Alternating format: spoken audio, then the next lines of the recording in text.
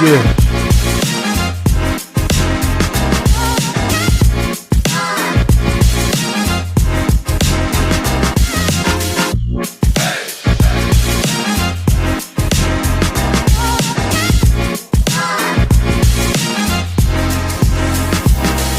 Yep. Welcome to another episode of the Shiesty Show. I'm your host, Matt. We back. I know it's been a couple week layoff. Gotta pay off. You know what? But you know what? It's been cool. A lot of family time over the holidays. Merry Christmas to all those I didn't get a chance to say that to. Happy New Year. This is gonna be our last podcast of 2022, episode 9. You know what, man? I talked to some people at work, and I was always talking about it. I always was like, I'm going to start a podcast when I have this, or when I do this, or when I get this. But honestly, man, at the end of the day, you really want something, you just going to do it, whether financial gain comes from it right away or not. I never did this to make money, even though the point is to do something for a living that you love to make money.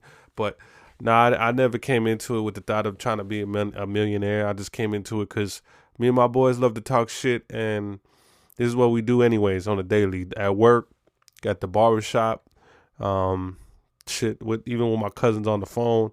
We always just going back and forth about sports, music, just everything in entertainment that you can think of, man. And I want this podcast as it grows, and I steadily do it and try to be more consistent with it. I'm gonna bring in. 2023. I want to bring in guests. I want to bring in everyday people too, man. A lot of these podcasts. What I realize is they're all celebrities, and they live in their own little celebrity world. I live in a different type of world, man. I work every day. I have a job, so I just don't want to talk to those type of people. If I ever get to a status to talk to those type of people, I would love to also have your trade school people, EMTs, nurses, just your everyday man, the garbage man. There's a lot of stories to be felt in those careers. Not everything has to be a celebrity, or you have to be in a sport or anything like that. So those are the things coming for the future for the Shiesty Show. Just kind of want to let you guys in. It's gonna be a new year when I drop this. It's going to be the end for 2022 and the Shiesty Show. It's been cool, man. It's been an experience having this podcast, and I love to do it, man. So to not waste any more time, let's get right into it. Let me check my Palm Pilot. I wasn't going to do shit but get drunk and watch The Grinch. All right, hold up here. Let me check my thing. Now, first thing I did want to touch on was the biggest news. You guys know I'm a Raiders fan. If you don't like it, y'all can suck it. Nah, I'm just playing. But Derek Carr, man, he's gone. He's left the building, as they say. He's left the building, says he doesn't want to be a distraction to the team anymore. I'm not quite too sure what that means. Me personally, I think that's the easy way out, man. I feel if Derek Carr was in the opposite position, I don't think he would want that to be done to him. I think it's as a leader, whether you're in the game or you're not, you got to be there for your teammates. These are your brothers. These are people you went to training camp with, that you've been in the trenches with. I get you don't like the situation and you being benched.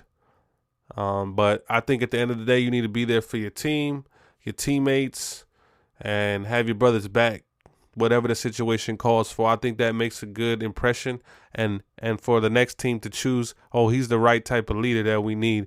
Whether the circumstances are down or up, he's always going to be there when we need him, And sometimes you can make the biggest play and don't have to be on the field.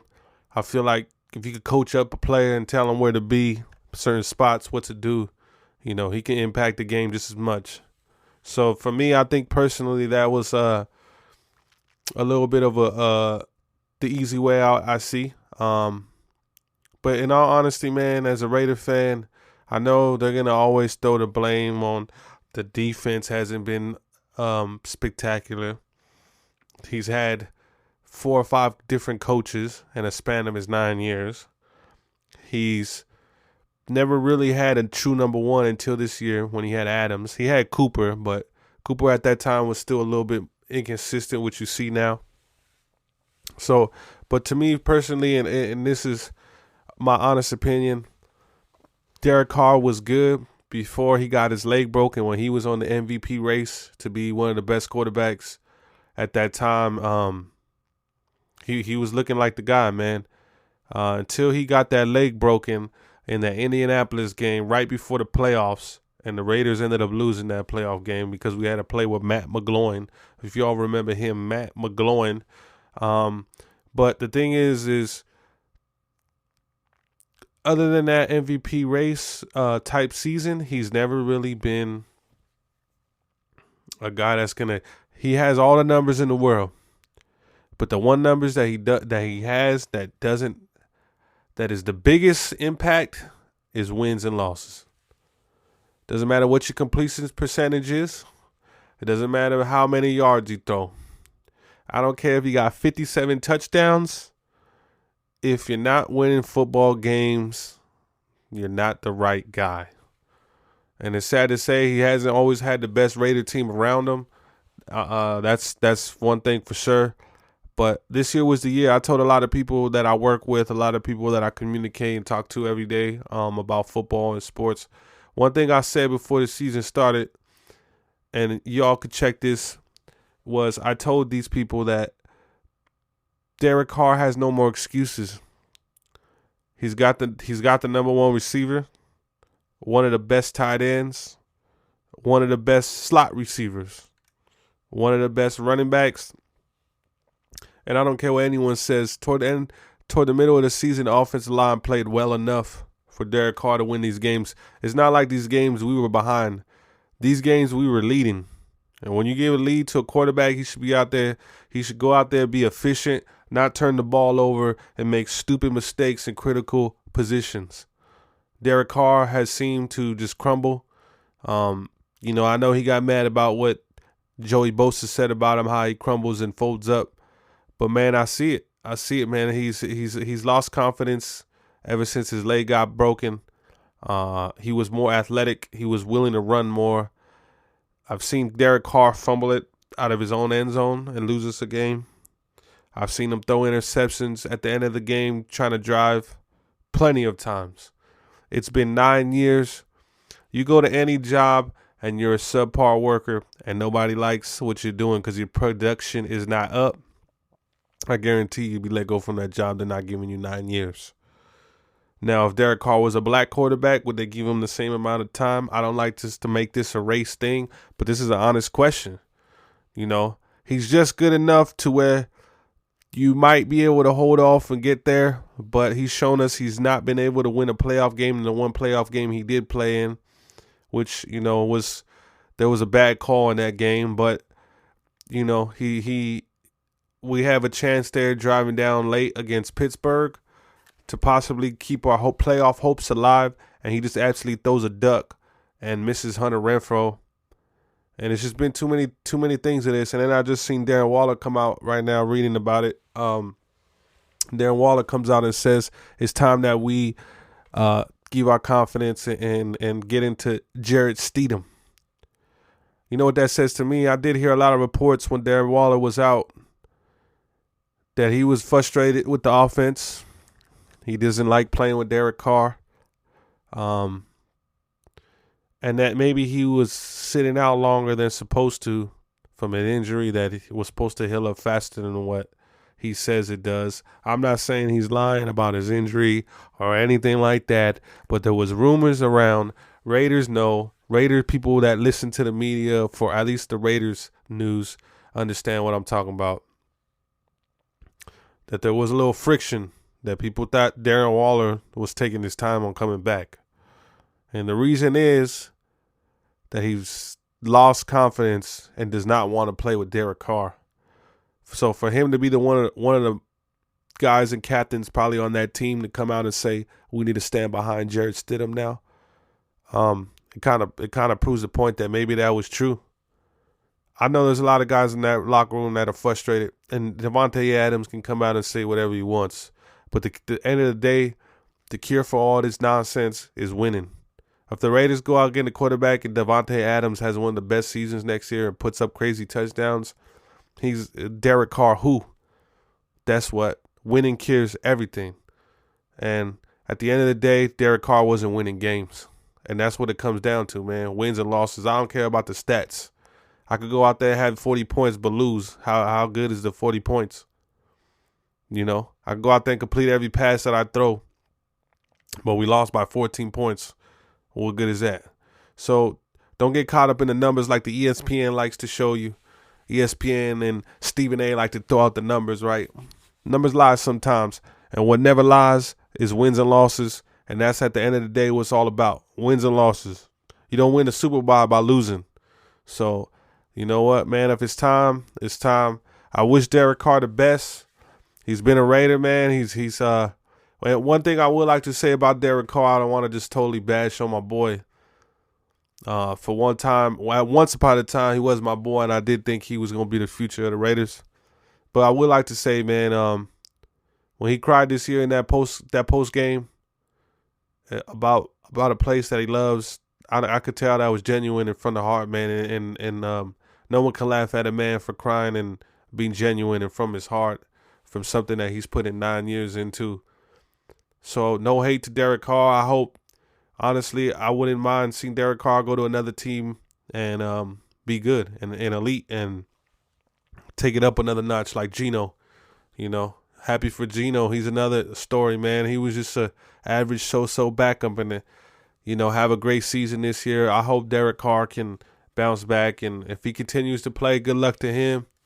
And thank you for what you did for the Raiders. Honestly, I'm a Raiders fan from the bottom of my heart, man. Two playoff appearances, MVP race that year when he had Cooper and Crab going over 1,000 yards each. Salute to Derek Carr, but it's time, man. Every moment has its time, and we must move on. But next is definitely going to be Adams. The thing I got to say about Adams is this. I think he's making too much money. And he had a Raiders jersey on when he was a little kid. I think his love for the mystique and silver and black runs deeper than just some money. And like I said, man, give him another year with a different quarterback, and he lights it up. I don't think he's going anywhere. I think him, Renfro, Waller at least, they're all signed to big deals. Jacobs is the one we might have to be looking out for. He seems to be a little disgruntled and upset as well. But you know what? I would say this: them declining that option for his fifth year, his rookie year, on his contract, man, it lit a fire in him because I never seen Josh Jacobs run the ball like he's running right now. And I just hope he keeps it up. I hope that we can progress with him and keep the nucleus that we have, the young nucleus we have together. And the Raiders gel and make it a better season, because this season was a wash, and for the talent we have, that can't happen. But I know y'all don't like to just hear about Raider news here, but that's what it is today. That was the biggest thing in the news, and Derek Carr leaving the building don't want to be a distraction. You guys know how I feel about that move, but it is what it is, man.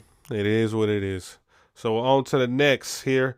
I got J.J. Watt retiring, man. This is another crazy one for me because I remember being in high school and J.J. Watt was the best defensive player. I always remember the video of him running with his nose broken, dripping blood down his nose and his face, and going back in the game, and him playing with Brian Cushion and Jonathan Joseph. The Texans had a really solid defense at one point, man. Even with Mario Williams there for a little bit. But yeah, J.J. Watt, man, great career. Couldn't bring one home with Arizona or Houston, but great career. Definitely a sack machine. Got a high motor. Kind of reminds me of Max Crosby. High motor guy. The relentless. Heart will get you everything, man. You put a lot of heart into something, a lot of effort, you're going to get it. So, great career to him. Retirement to J.J. Watt. Cheers. Let me sip on that. So, on to the next. We got, this is what I wanted to touch base on before I got off the Raiders topic. Tom Brady coming to the Raiders. It's a possibility. He's a free agent. He's played under Josh McDaniel play calling. He knows the system. People saying that, well, Tom Brady's washed. What do you think? He's an old man. I seen Tom Brady go from the Patriots to the Bucks when he had Antonio Brown, Mike Evans, and Godwin playing at the peak. They go out there and tear it up at 45 years old. I don't think 1 year in this 45 to 46 makes a big difference. I think he's still going to be elite with the weapons you give around him. Now, if you're going to give him Renfro, you're going to give him Jacobs, you're going to have to give him Adams and Waller, not to mention Mac Hollins. You know, some of these guys that are starting to come up, you get them, and I think you go in the draft. If you're able to get Tom Brady in the offseason, you go in the draft and get the offensive line beefed up to protect him. And I think Tom Brady can really make an impact for the Raiders. And that's my honest opinion. That's not me being biased because I'm a Raiders fan. I honestly think 45 to 46 is not – whatever he's lost at 45, he's going to lose. It's going to be lost at 46. Now, if he's 32 and now we're talking about 42, that's a big difference. 45 to 46 is not a big difference. And the weapons that he has, they say, oh, well, he's got Mike Evans. Mike Evans hasn't really tore it up like he usually does. Julio Jones is not looking like what he once was. Chris Godwin is always getting hurt. You know what I mean? So I think this is a good opportunity for him to possibly get one more ring. And why? And how fitting would it be for Tom Brady to come to the Raiders in Vegas, Sin City, and collect a ring against a team that 20-some years ago got the tuck rule game?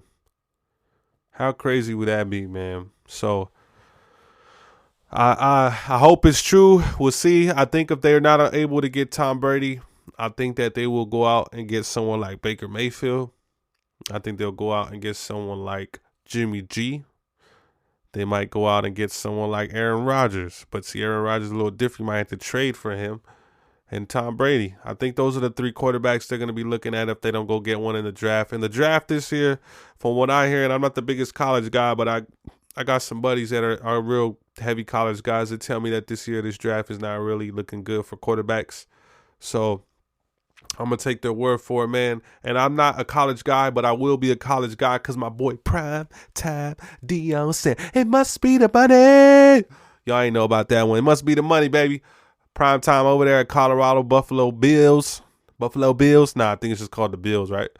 Colorado Bills, or Colorado Buffalo, my bad. You know, look, I'm already fucking butchering the name. My bad. I got to go get the prime time jersey. Prime time, it's hot step. But, you know, it's I'm going to start watching, man. I really like what he did at Jackson State, turning that program around. So I'm going to keep an eye definitely on some college games this year. Definitely going to be watching Colorado. So shout out to Prime Time for that one.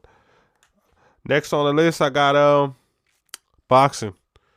Biggest news in the sport.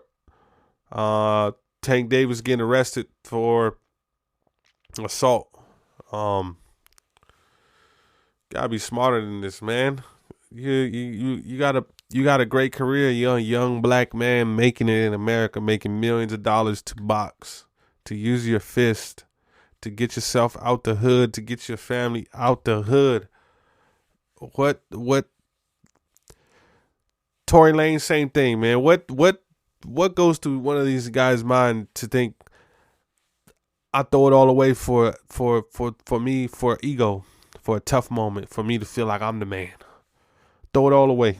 Your family's life, your life. It's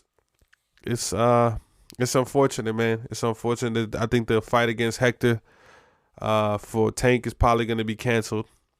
The Ryan fight now in jeopardy. So all the Tank fans out there, I don't want to hear no more about Ryan didn't want to agree to this or Ryan didn't want to agree to that.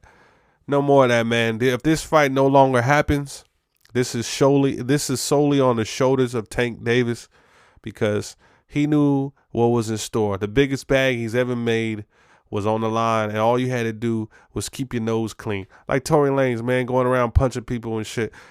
just keep your damn, just, you in the spotlight. Tory especially. You in the spotlight, you already accusing of shooting somebody. How hard is it just to lay low, man? You just chill at home and smoke some weed. I know Tory like to smoke.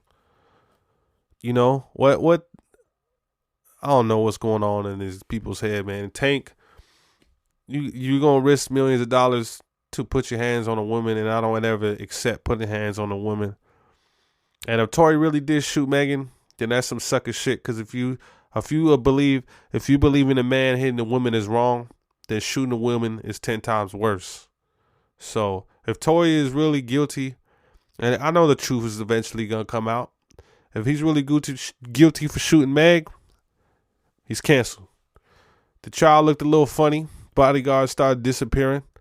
People started disappearing. People not wanting to testify, changing their stories as well. So, Tank, back on Tank for a second though with the boxing. It's a stupid mistake, man. You risking your future for some foolish nonsense, and it's not gonna end well for him. So I don't want to hear no more about Ryan this, Ryan that. If Ryan decides never to fight him again and go on his own path, that's what he decides, and I'm not faulting him for it. He gave in every demand that Tank wanted, as Tank being the A side, as he says. So no more blame on Ryan for that, man. And in the Tory situation, it's a sad thing to think that if Tory really had an argument with someone and told her dance bitch and shot her in the foot, just think this was your sister, your mom, your auntie, whatever, how you want to say it. Ain't good, man. Ain't good for him. Should have laid low. Maybe that would have helped him in the long run. Be socking up August Alsina, getting into scuffles, nonsense, while you're out on freedom for a trial, can go down and you're about to get 20 years. But this is the world we live in. It's all for the now and the moment that they can capture. IG's changed a lot of things. I was having a conversation with my buddy today, and I told him one thing about IG and social media was killed. It's just honest moments with each other, with people that you love, people you care about, things that you do out of your kindness of your heart. It's all wanted to be captured now. It's all for the front to show. Look at me. I'm a good guy. I'm a good girl. I do this for this. I give money. If you really want to give money in the privacy. Really do it, and only let God know what you're doing. Because some of these videos that I see of people going up to homeless people, I bought them a new sweater, I bought them some shoes, and it's all for the gain and the admiration from people that they don't even know. They just want to get a bunch of likes. It's not hard to tell, man. Women showing half the body on there, and then be mad when guys try to hit on them. It's just the world we live in, and it's a sad thing. But at the end of the day, if Tory really shot her, he's getting what he deserves. And Tank, keep your hands off women, man. I don't know. Maybe that's why he with Floyd, huh? Wasn't Floyd known for socking up his baby mamas? So I don't know how the rich people work, but that's pretty some scumbag shit. But at the end of the day, is what it is. That's boxing news. That's football news. So let's get into these games before we head out and let you guys know what happened this week in football. First thing first, Raiders losing to Pittsburgh.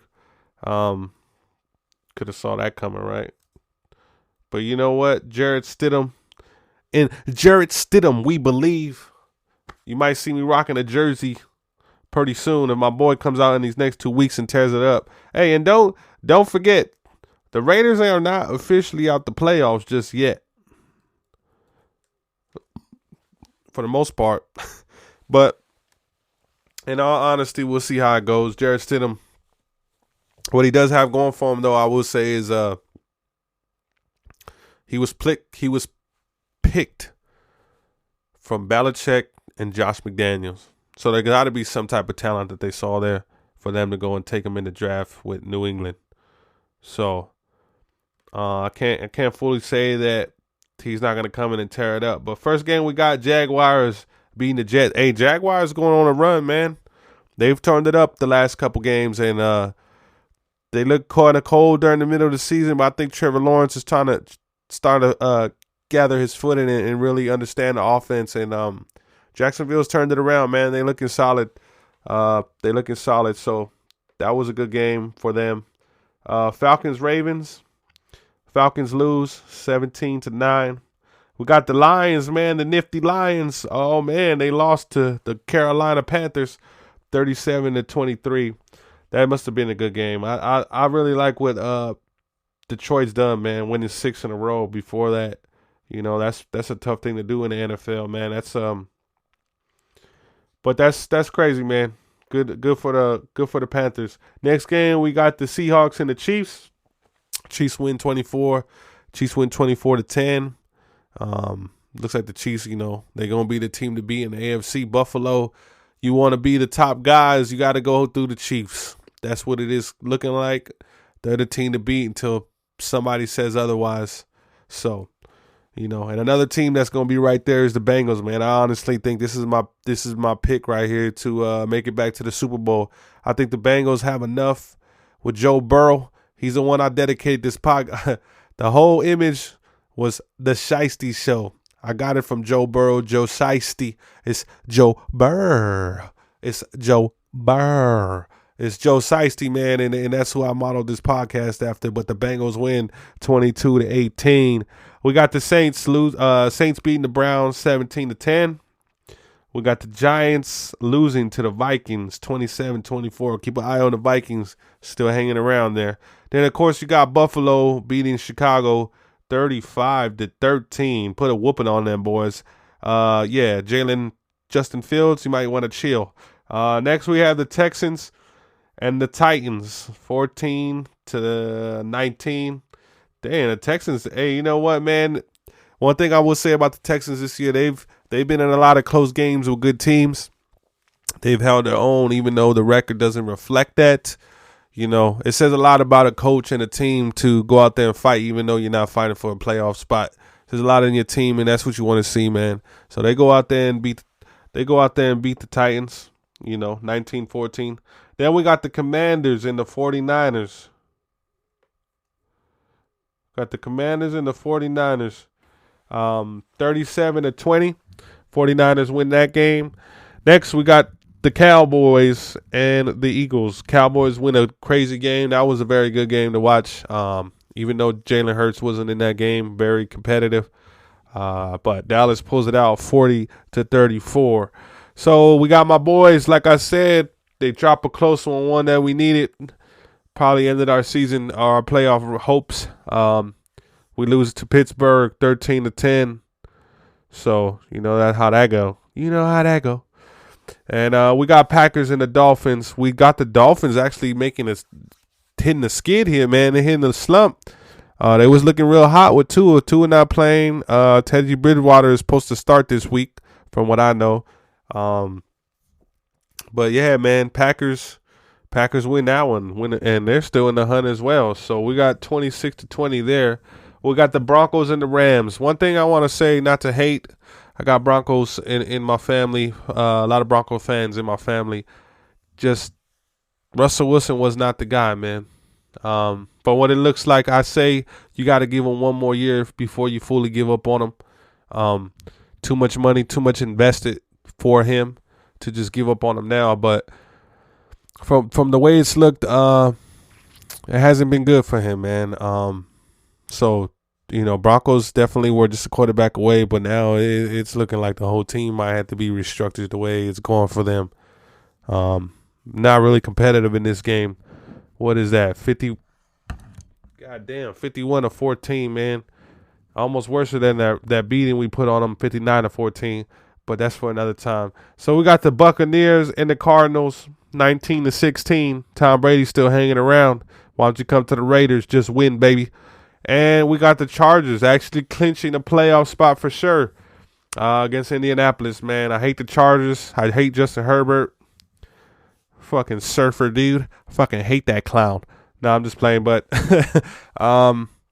yeah, Chargers suck. So that's what I got. Anyways, this is the Shiesty Show. Happy New Year to you guys. I'm trying to be more consistent with it and keep it going. And thank you all for watching and being a part of this as it grows. Thank you so much. It's the Shiesty Show, and we out.